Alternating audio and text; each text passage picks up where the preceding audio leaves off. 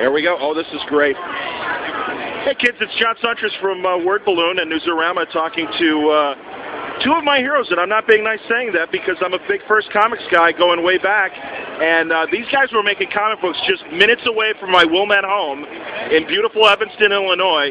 It's editor Mike Gold and great writer John Ostrander and great editor Mike Gold. I don't want to diss you there, Mike, because I'm telling you, from Grimjack to all the great stuff you guys did at DC as well, Munden's Bar, of course, and its origins coming from the bucket, a favorite watering hole of all three of us. Good to see all you guys. Well, we're still at it over at IDW. Excellent. What's coming up? Our first issue of Grimjack the Manx Cat comes out in about 2 weeks, and we have a new John Sable Mini Series coming out. Both are graphic novels. Both first appeared on comicmix.com.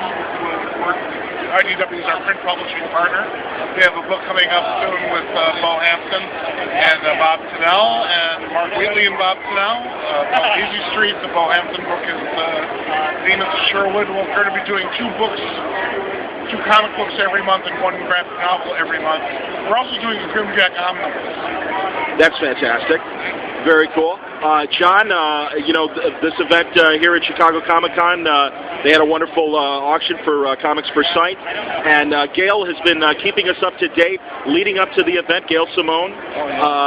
You know, I know you were telling me earlier that some of the amazing pieces that were donated for the auction, and one in particular, a Miracle Man statue. Yeah, it was the artist's proof that sent a granite gold Miracle Man statue that was sent to Alan Moore. It was his copy.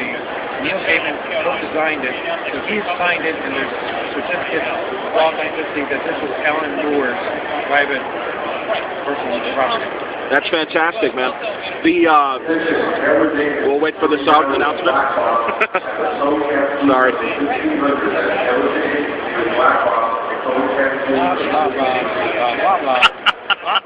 At this point, it'd be good to hear a Del Close imitation, I'm guessing.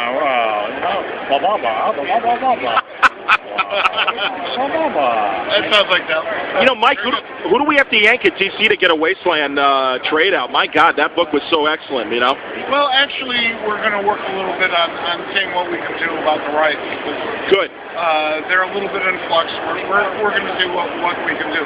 I want to point out that Miracle Man statue comes to us through the courtesy of the man who actually helped liberate Miracle Man, Marvel Man, after all this time, Ken Levin, who will be personally auctioning it off at the benefit tonight. Wonderful. So he's got a lot to be proud of, and Lord knows we have a lot to be thankful for.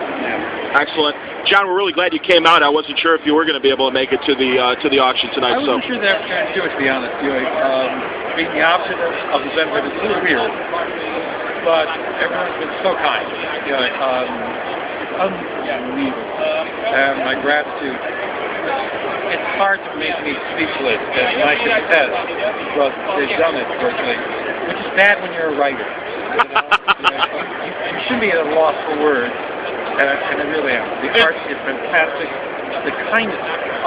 One fan came up and apologized to me for only donating $20, and I said, man, that's like 4 or 5 comics.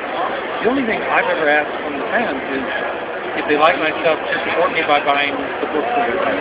This is so way above anything that I would ever expect. And I give so much thanks to Mike and to Adrian Nash, who put this all together, and to Gail Simone, who has been a force of nature in terms of gathering stuff together, and to everyone who donated anything at all, even just the good wishes.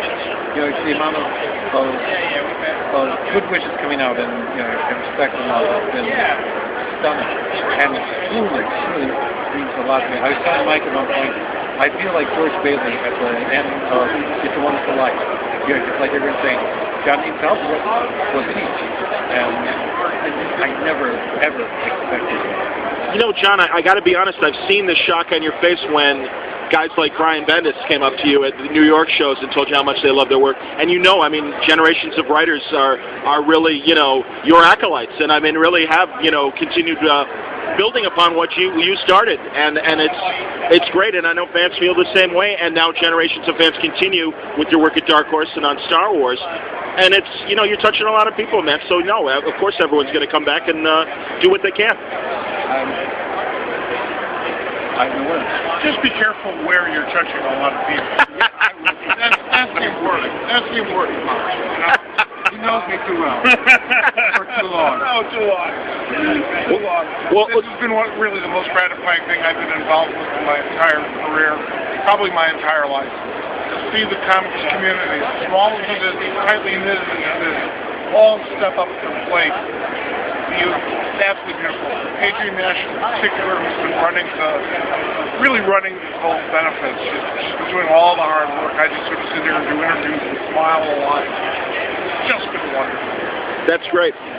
Well, and honestly, I hope to have you both on for a longer interview on the phone.